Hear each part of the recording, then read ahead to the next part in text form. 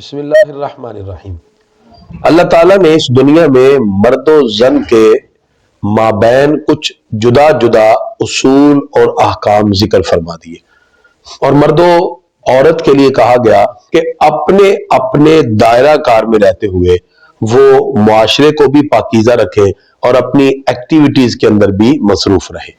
موجودہ دور کی بہت سی ترقی میں جہاں معاشرتی اور اخلاقی برائیاں سامنے آئی، اس میں مرد و زن کا اختلاط بھی ہے، جس سے بہت سی لمیٹیشن جو اسلام کی مقررہ حدود تھی وہ بھی ٹوٹتی ہوئی دکھائی دی۔ اس کے اندر اگر مرد و زن کے مابین اگر شریعت کی قائم کردہ حدود کا خیال رکھا جائے تو ہم معاشرے کے اندر بہت سی برائیوں کو ختم کر سکتے ہیں۔ اسلام کی ہر بات میں کوئی نہ کوئی حکمت شامل ہوتی ہے، اور جب تک ان حکمتوں کے تحت ہم نہ چلے پھر معاشرہ آہستہ آہستہ برائی کی دلدل میں پھنستا رہتا ہے۔ اللہ تعالیٰ نے سورہ نور کے اندر ارشاد فرمایا، کل للمؤمنین یغضوا من ابصارہم۔ پیارے محبوب صلی اللہ علیہ وسلم، آپ مسلمان مردوں کو حکم دیجئے وہ اپنی نظروں کو جھکا کے رکھیں، وَيَحْفَظُوا فُرُوجَهُمْ، اور اپنی شرمگاہوں کی حفاظت کریں۔ اور اسی طرح آیت نمبر 31 سورہ نور میں اللہ تعالیٰ نے ارشاد فرمایا، وَقُلْ لِلْمُؤْمِنَاتِ يَغْضُضْنَ مِنْ أَبْصَارِهِنَّ، مومن عورتوں کو بھی حکم دیجئے وہ بھی اپنی نظروں کو جھکا کے رکھیں، وَيَحْفَظْنَ فُرُوجَهُنَّ،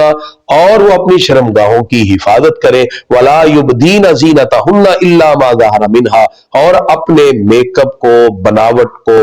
نمائش کو، زیبائش کو ظاہر نہ کریں کہ لوگ ان کی طرف متوجہ ہو جائیں۔ اسلام نے کچھ ایسی لمیٹیشن بتائی ہے جس میں رہ کر مرد و زن اپنے اپنے مقام پر اپنا اپنا کردار ایک اچھے انداز میں ادا کر سکتے ہیں۔ ایک طرف تو وہ جس کی وجہ سے عورت کو گھر سے باہر نکلنا پڑتا ہے۔ اگر ایک بیوہ خاتون ہے اور اس کا شوہر دنیا سے چلا گیا لیکن بچے ابھی چھوٹے ہیں اور وہ جاب کر رہی ہے، اور اس کے لیے ظاہری بات ہے معاشرے میں نکلنا ضروری ہے، لیکن اس کے لیے بھی کچھ نہ کچھ حدود و قیود کا اسلام نے حکم دیا۔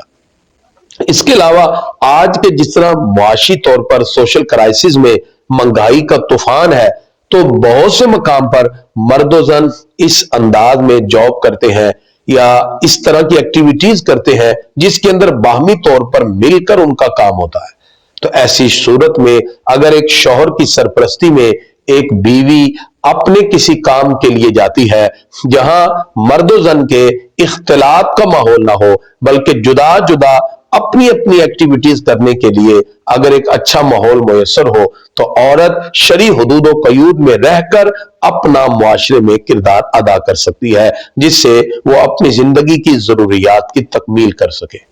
اس کے علاوہ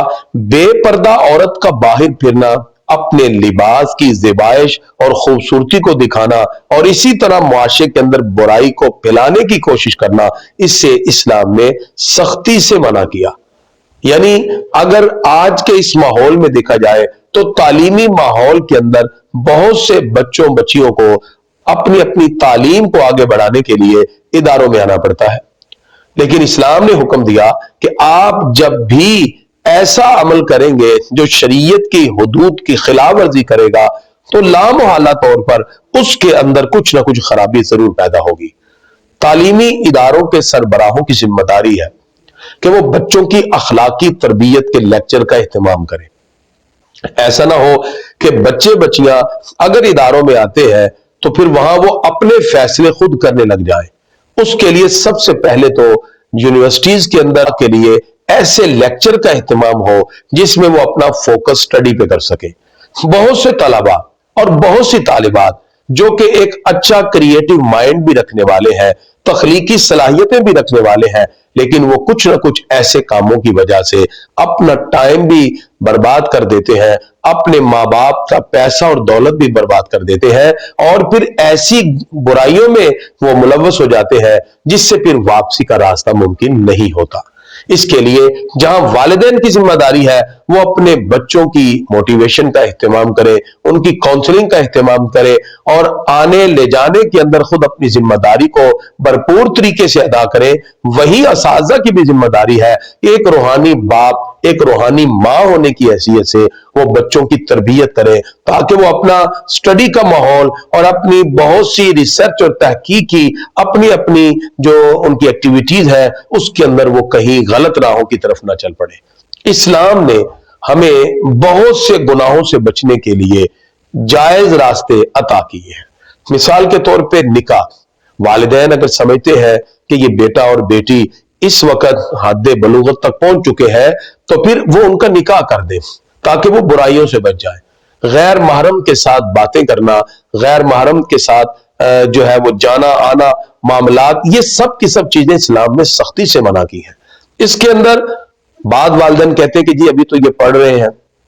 ابھی تو یہ اسٹوڈنٹ ہے، ابھی یہ خود کمانا شروع نہ ہوئے، ابھی پریکٹیکل لائف میں قدم نہیں رکھا، تو ایسی صورت میں چاہیے کہ پھر ایسے بچیوں کا نکاح کر دیا جائے۔ جس وقت نکاح کر دیا جائے گا تو پھر وہ اپنی سوچ کو ایک طرف ہی رکھیں گے اور وہ بہت سی برائیوں سے بچنا شروع ہو جائیں گے۔ نکاح کے بعد اگر رخصتی 2 سال 4 سال یا سٹڈی کی تکمیل کے بعد بھی ہوتی ہے تو اس میں کوئی حرج نہیں، لیکن اس سے یہ فائدہ ہوگا کہ دونوں میاں بیوی کی حیثیت سے ہے، وہ چاہے تو اپنی سٹڈی کو کنٹینیو رکھے یا جس طرح بھی چاہے ایک حلال رشتے کے مطابق اپنا کام اور اپنے معاملات کو سر انجام دے سکیں۔ لیکن جو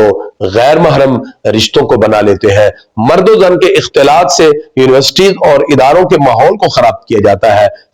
اس سے اللہ بھی ناراض ہوتا ہے اور اللہ کے رسول بھی ناراض ہوتے ہیں۔ میرے ہاتھ میں تھا جب تک میرے مصطفیٰ کا دامن، میرے پاؤں چومتی تھی یہی گردش زمانہ۔